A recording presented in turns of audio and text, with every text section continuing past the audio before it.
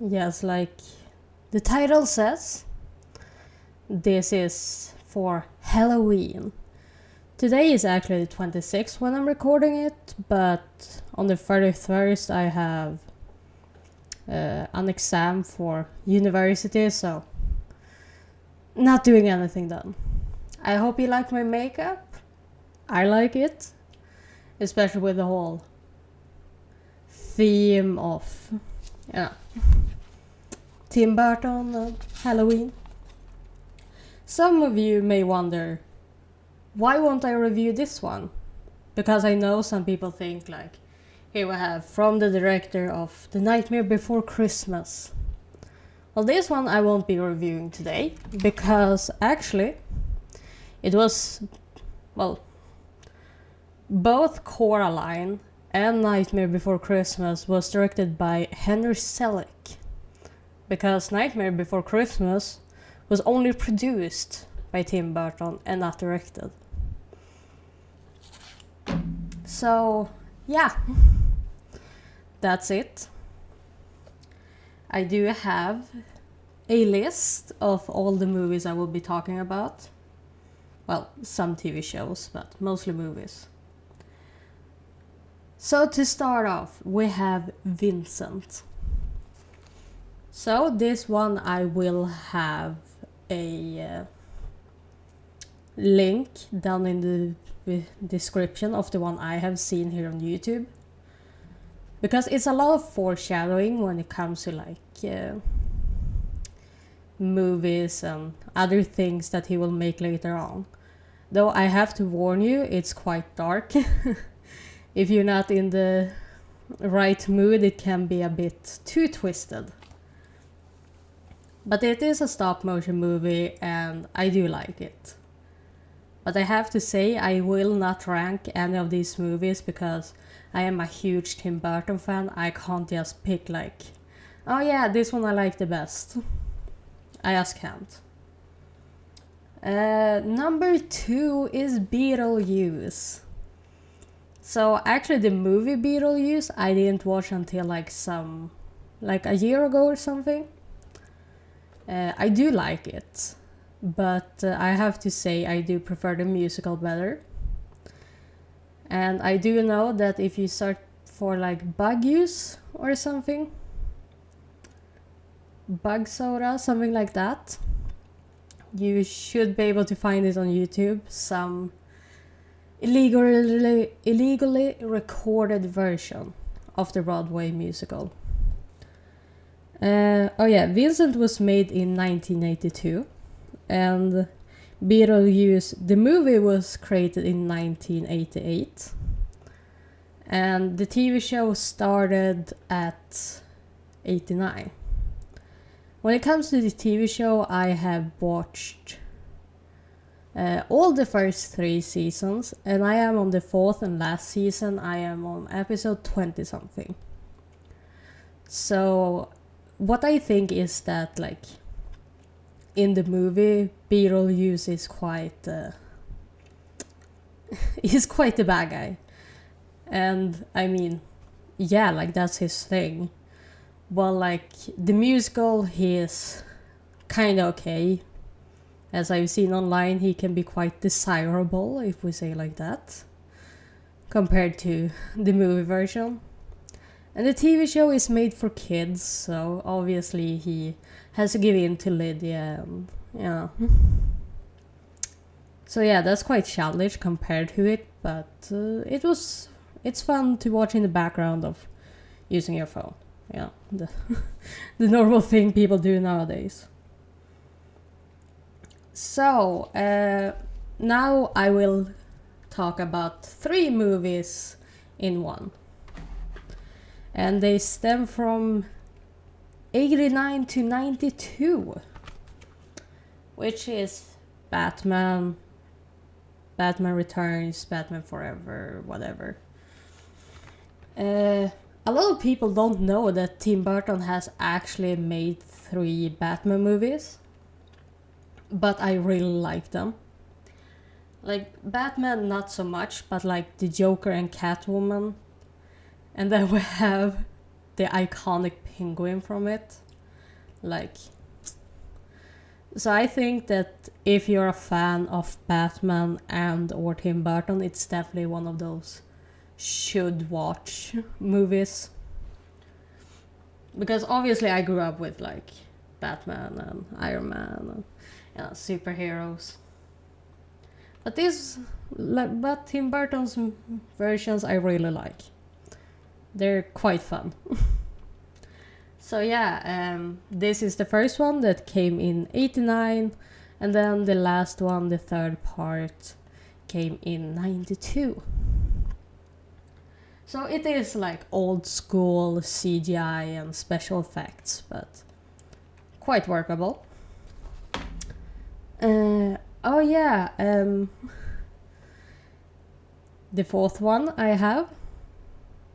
Well, I have more like on my notes is like, well, Batman counts as one, so all three movies become number 3. But the fourth one is Edward Scissorhands.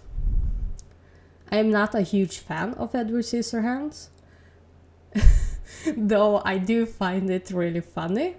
The whole thing with Amber Heard, like, you can just look up the interview where she says that Johnny Depp's lawyer tried to convince the world he has hands for scissors. I'm like, yeah, okay. Well, either way, I'm not that big of a fan when it comes to Edward Scissorhands. I know it's iconic, I know that it's something most people have seen, but I find it boring. Like, really, really boring. Like, yeah. I like a bit more like action, or at least like stop motion, and not like some half lame ass character that is trying really hard to find love. I don't really care much for love, so could be that. And Edward Scissorhands was released 1990. But on the number 5, we have this one. This is a blanket hoodie with Nightmare Before Christmas. So this one I have watched way too many times. It came out in 93. The hard part for me when it comes to this was I was just like 7 years old or something when I first watched it. And the scene with Oogie Boogie Man becoming a bunch of bugs, it scarred me. I couldn't watch it when I was younger. I always held up like something to protect my face. I wouldn't have to watch it. And I hate bugs. And I think it's because of this. But everything except that part I absolutely love. I adore Nightmare Before Christmas. I love just the thing about it. Obviously a bit boring with all the happy endings, but at least they're fighting for it, It's just not happening like, oh yeah, we just want a happy ending, and a happy ending comes, Like kidnapping Santa, and I mean, look up all the theories as well. Like, I love the little kids there. Like one was, they thought was a witch, so she was hanged, I think, or drowned. And another one, he was set on fire. And yeah, so it's quite fun. Though, if you have seen this one, if you have seen Frankenweenie, and if you have seen Corpse Bride, I do believe they're all one story. Like, they're part of one big story. That's what I believe. If you haven't seen it, please watch it first, Frankenweenie, then Corpse Bride, and for the last one, this, and I think you'll see what I mean. And now we come to a movie I have watched twice in my life. Mars Attacks. This is a bit more of a parody movie, you know, flirting with the old school 60s movies. But I do know it's counted as a cultural classic. Because, well, obviously it is a classic, I do agree with that, but they look so ugly. Though if you do like Mars Attacks, that came out in 96, then you should watch Murder Tomatoes. I do believe they have a sequel to that movie as well. So if you wanna watch mutated tomatoes killing people, please go ahead. I don't have much to say about Mars Attacks except like you watch it once and that's all you need. Just once. Yes, then we have the movie from 99, which is one of my absolute favorite movies of Tim Burton so far. And it is Sleepy Hollow. I like the style. I like the horror of it. Yet it's so casual. And the designs are amazing. Like, I don't have much to say, you know, like, it is about the Headless Knight, you know, like, that story they focus on. And I mean, I do like it. It's very nice. Obviously creepy. It's supposed to be. It is from 99, so like it's not the greatest special effects and it's not like the scariest thing you'll ever find, but it comes in top.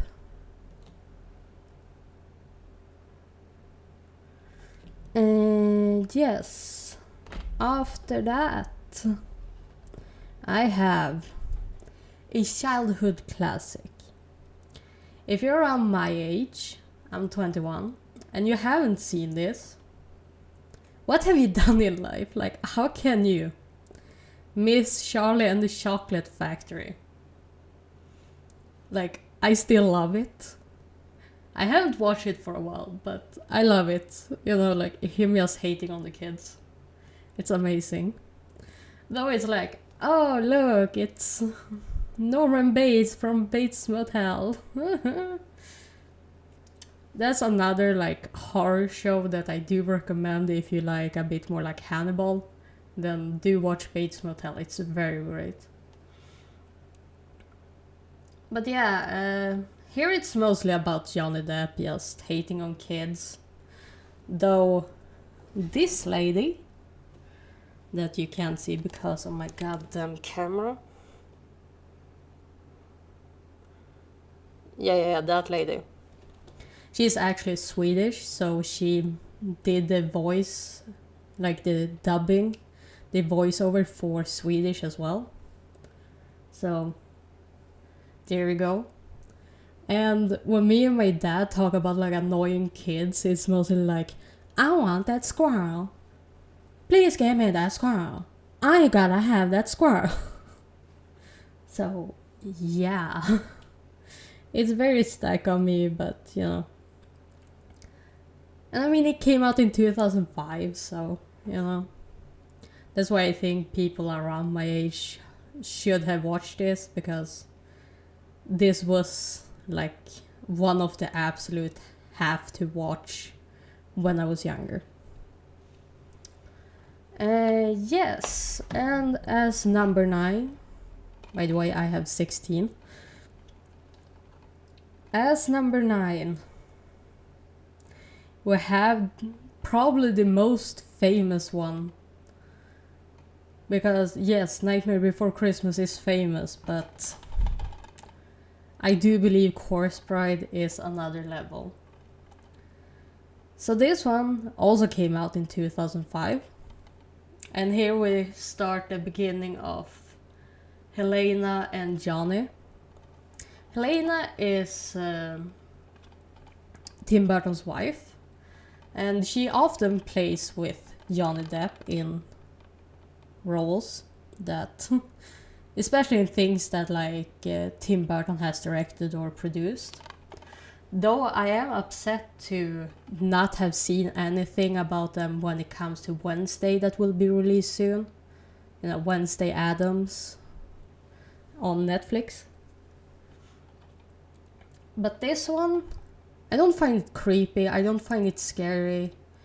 I find it really inspiring with how it looks. Like, it gives me inspiration to like draw. And it's beautiful. Like, the soundtrack is amazing. The piano things, next level. And yeah, I think that if you like creepy movies, if you like love stories, or if you just like Tim Burton, you have to watch this. Like, I can't even. I can't give you any reason why you shouldn't if you're interested in those. A piece of genius. I wouldn't say genius, but definitely it's amazing. There we go. Yes. Wait, I should have... Where did that one go?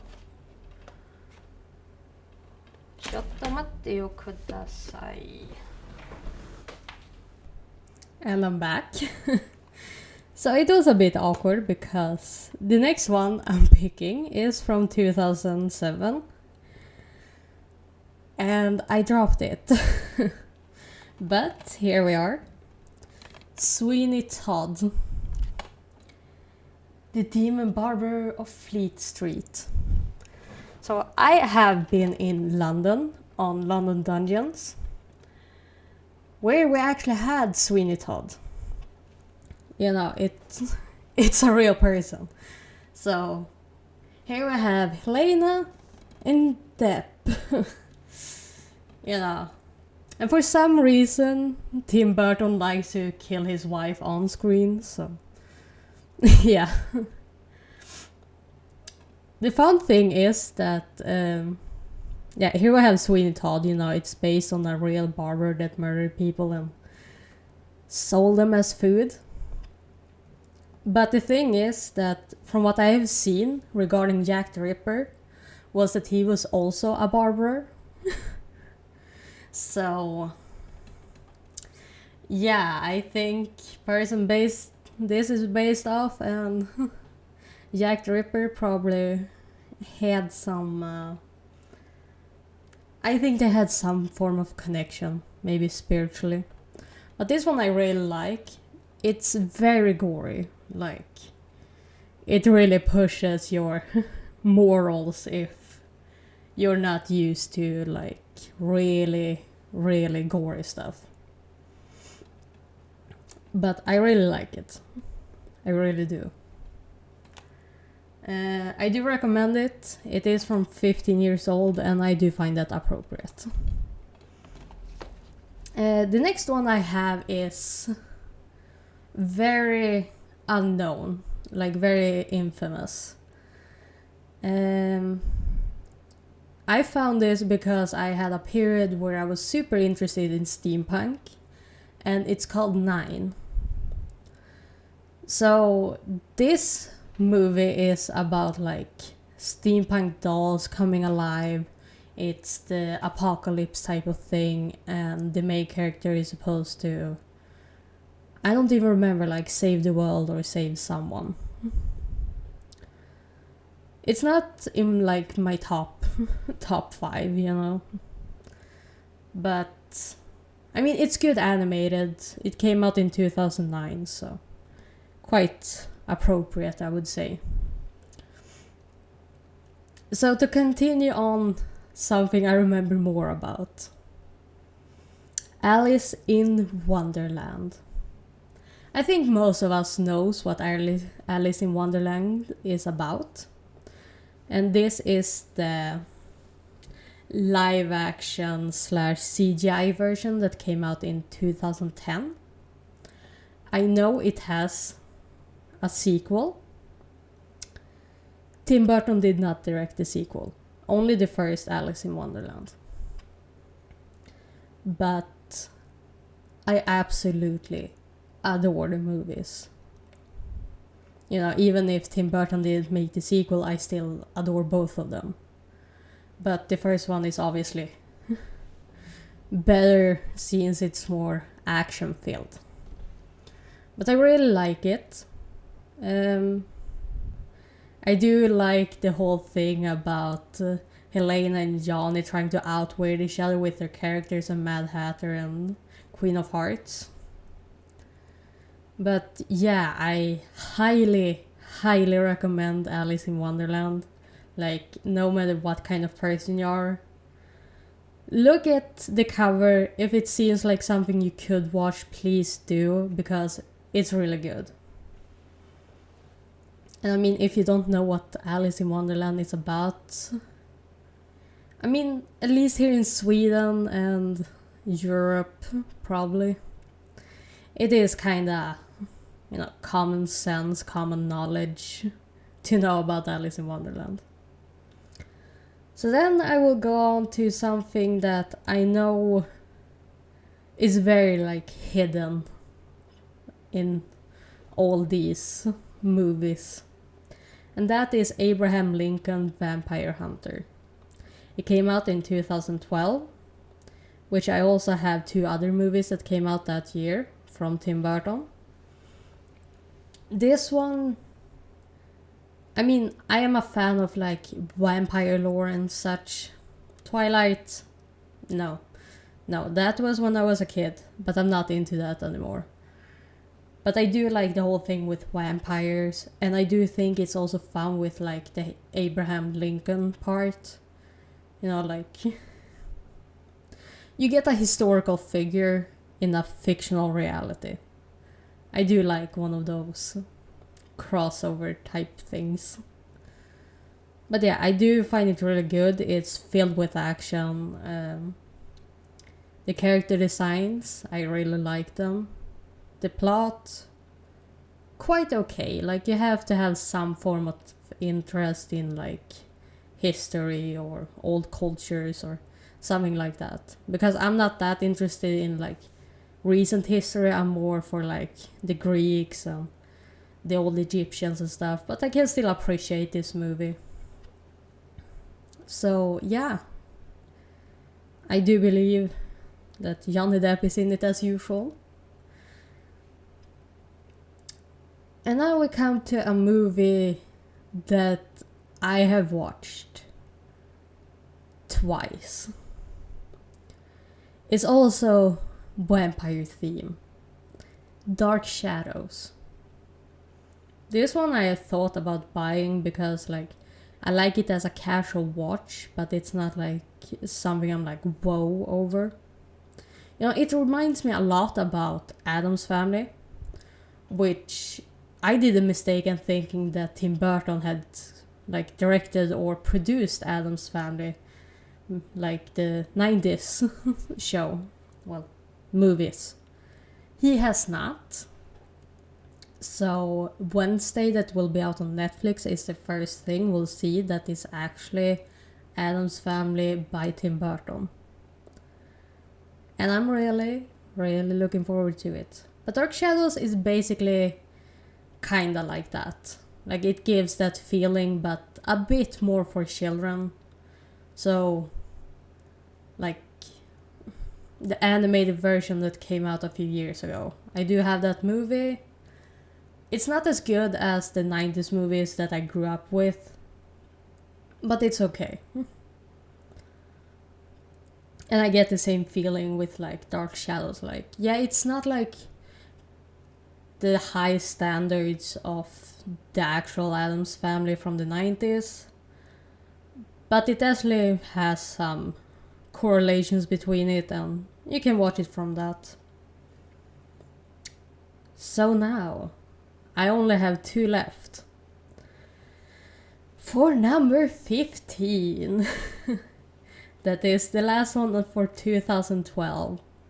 It's Frankenweenie. So, as I said, I do believe Frankenweenie, then Corpse Bride, and lastly Nightmare Before Christmas is one huge story. Which Tim Burton has said himself that like a story doesn't have to start in the beginning. But Frankenweenie, I love the character designs on this, like especially the girl with the cat. I don't remember her name. It's been years since I watched the movie. But I do think it's one of those movies that you should try and watch at least once if you're a Tim Burton fan or stop motion fan. Because like it really brings out the whole feeling that you get from like Vincent, you know, the first one I talked about. It really likes connect to that one because it has to do with dogs, and I mean it's just nice overall. It's an understandable thing, the plot. Not the best choice, but it's like the whole plot makes sense to you. Like you could been there yourself. Except I don't think most of us are like 10-year-old kids or whatever. And the last movie I have only watched once. It came out in 2014. It's called Big Eyes. So this is probably one of the least supernatural things that Tim Burton has done when it comes to movies. I do wish to watch it again. I did find it very interesting. But it's more about like the husband was controlling and the wife was just pushed away. You know, it's more that kind of thing. So it's more like normal everyday stuff than other things that he has directed. And obviously these aren't all the movies that Tim Burton has done. Far from it. But these are the ones that I have watched. And Big Eyes, I've seen it once. I wish to see it again.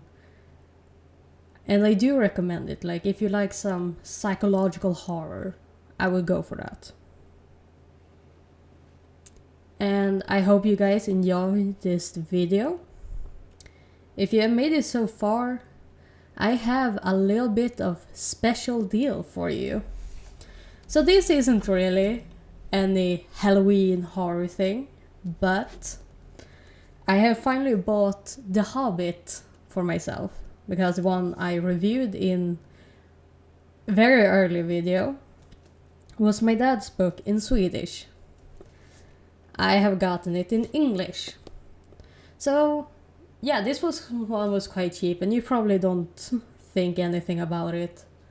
And I wasn't really planning on buying this version, but when I saw the size I was like, it's Hobbit size. And if you don't get what I mean, this is Silmarillion, and this is The Hobbit. Do you guys get it? Like, this is a normal sized book, and here we have this. So I thought, why not get The Hobbit in Hobbit size? And if you want even more, like, here we have just a manga, you know, Demon Slayer. It's smaller than Demon Slayer, like, obviously this has to be a Hobbit sized Hobbit book, as I call it. Obviously, love the story. I also feel like this size could be very good casual reading, you know, you just pull it out of your pocket and you open up and you just start reading. And obviously this cover is the original cover that Tolkien made. Sadly, it's just one of those that you can like pull, you know, like take away. But I like it, and I got it quite cheap, so. That was all for this video. I do hope I have given some interest or important views into the world of Tim Burton. And I do hope I have inspired other Tim Burton fans to watch more of his movies, because it's worth it. If you like Tim Burton, all the movies are worth it. Peace.